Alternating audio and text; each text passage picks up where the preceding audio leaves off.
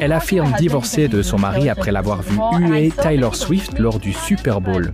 Je viens tout juste de déposer les papiers au tribunal. Vous pouvez voir ici que la date de séparation correspond à celle du Super Bowl de cette année. Dans une vidéo postée sur Instagram et TikTok à ses milliers d'abonnés, la jeune femme nommée Louisa explique que le geste de son époux, pourtant fan de la chanteuse, symbolise selon elle un manque de respect dans leur relation. Je fais ça à cause de tout ce que ce geste représente dans notre relation.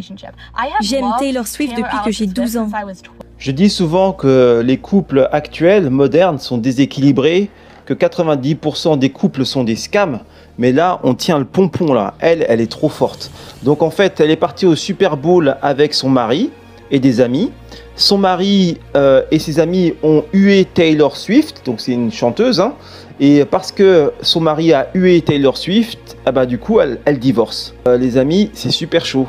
Après, je sais pas pourquoi il l'a hué, pour quelle raison.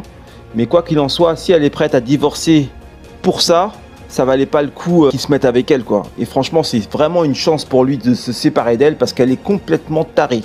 Et c'est quoi son excuse? Elle dit oui, j'aime Taylor Swift depuis que j'ai 12 ans.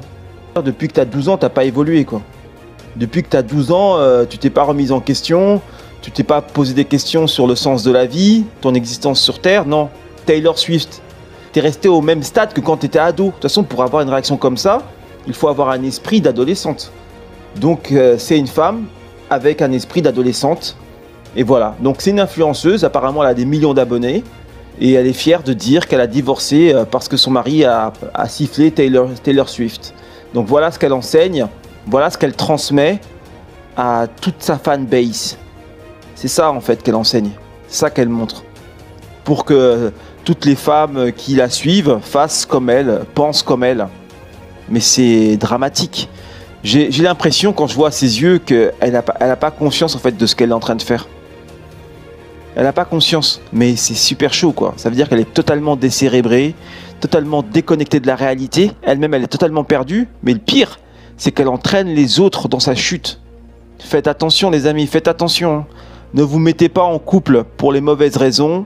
Apprenez d'abord à vous connaître. Prenez de la consistance et de la profondeur. On n'est pas venu sur Terre juste pour s'amuser. On a un rôle à jouer sur Terre.